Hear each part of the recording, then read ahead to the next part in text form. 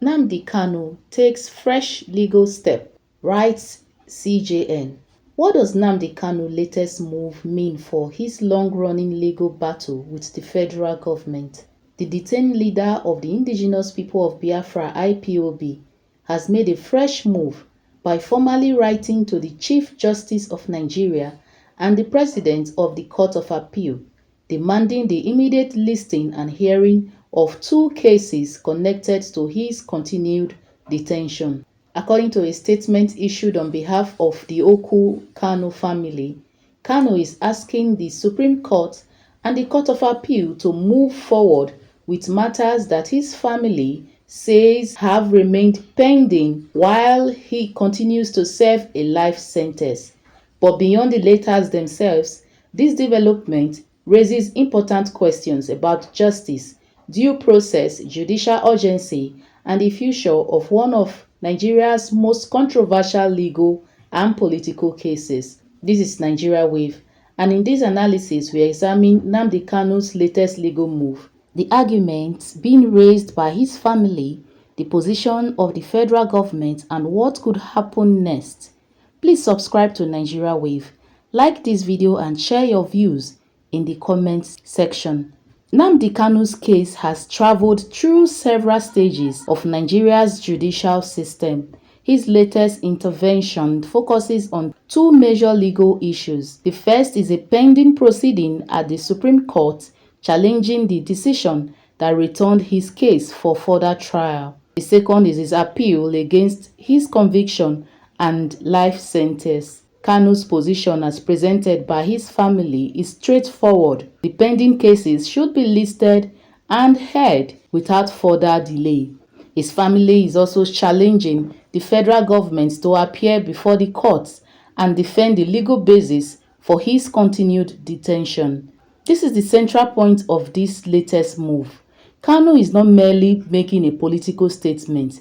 He is attempting to bring the legal dispute back before the courts and force attention onto matters his family believes require urgent judicial consideration. The Okwu-Kanu family has particularly raised concerns about the events surrounding the Court of Appeal judgment of October 13, 2022.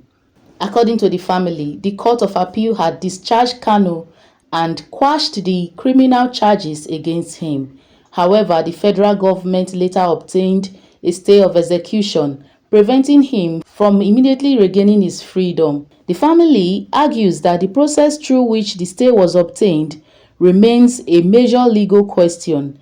It insists that the criminal appeal had already been determined and that the major action should therefore be subjected to serious judicial scrutiny.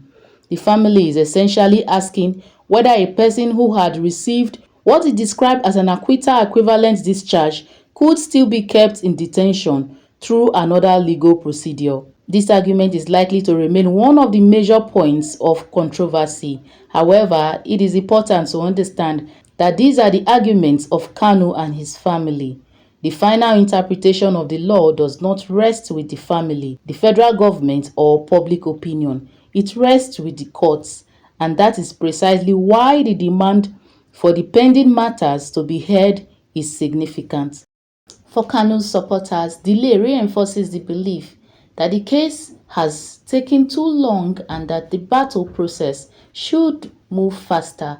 For the federal government, however, the case involves serious allegations and complex legal questions that must follow due judicial process. This is why the case remains deeply divisive. One side sees prolonged detention and delayed hearings. The other side sees a criminal matter that must run through the established legal system. The latest move could therefore shift attention from political arguments back to the judicial process.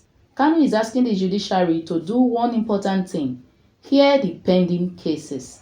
His argument is that if the federal government believes the decisions and processes leading to his continued detention are lawful, then it should appear before the courts and defend those positions.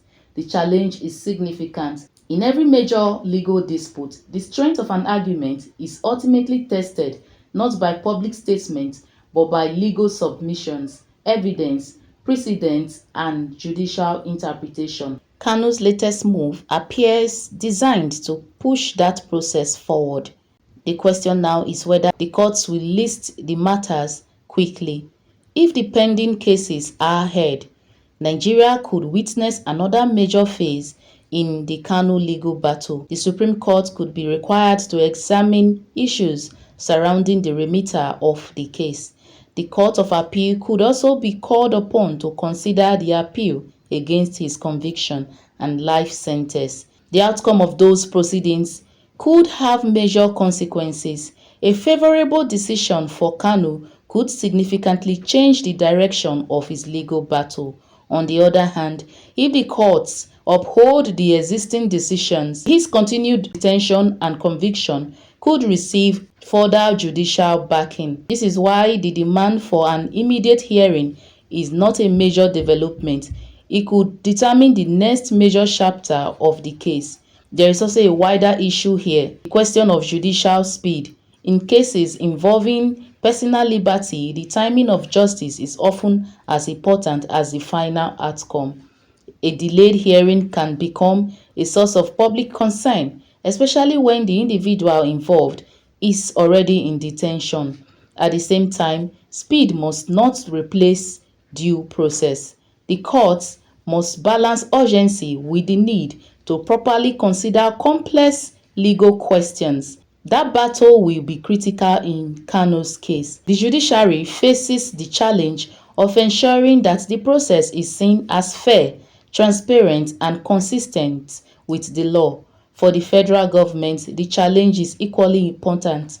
Kanu's family has accused the government of failing to join issues in the pending proceedings. If the matters are listed, the government will have an opportunity to formally respond to the arguments raised and defend its legal position. That could be important for public confidence. The longer major legal questions remain unresolved, the more room there is for speculations and political interpretation. A court hearing provides a more structured process. Arguments can be presented, authorities can be cited, legal questions can be answered, and eventually a judicial decision can be delivered. This move also has political implications, even though it is fundamentally a legal action. Nnamdi Kanu remains an influential figure among many supporters in the southeast and beyond. His detention has continued to generate political debate, calls for dialogue, and demand for his release. There have also been repeated arguments over whether the matter should be resolved strictly through the courts or whether political engagement should play a role. Kanu's latest letters, however, appear to place the immediate focus back on the judiciary. The message is clear: the pending cases should be heard. That could make the coming weeks and months important for the future of the matter. If the courts respond by fixing hearing dates, the legal battle could move into a new phase. If the cases continue to experience delays, pressures and criticism from Kanu's supporters could increase. But it is also important to avoid reaching conclusion before the courts make their decisions. Kanu's family has presented its interpretation of the legal history of the case. The federal government may hold a different interpretation. Only the court can finally determine the legal validity of the competing arguments. That is why this latest move should not simply be viewed as another letter. It is an attempt to activate the judicial process around unresolved legal questions. The central issue is no longer just what Kanu and his family are demanding. The bigger question is whether the pending matters will be listed and heard soon. For Kanu, an urgent hearing could provide an opportunity to challenge the legal foundations of his continued detention and life sentence. For the federal government, it could provide an opportunity to defend its position before the courts. For the judiciary, it presents another major test of the justice system's ability to handle a politically sensitive case while remaining firmly guided by law. And for Nigerians, the outcome will be closely watched. Nnamdi Kanu's case has already passed through several dramatic stages. There have been court rulings, appeals, reversals, renewed proceedings, and intense political debates. His latest move suggests that another chapter may now be opening. The immediate question is whether the judiciary will act quickly to hear the pending cases. If that happens, the next major development may come not from the political rallies or public statements, but from the courtroom. And that could be the most important aspect of Nnamdi Kanu's fresh move. The battle is once again shifting toward legal interpretation. The arguments are being prepared, the questions remain unresolved, and the courts may soon be asked to provide answers that could have far-reaching consequences for Nnamdi Kanu, the federal government, and the wider debate surrounding his case.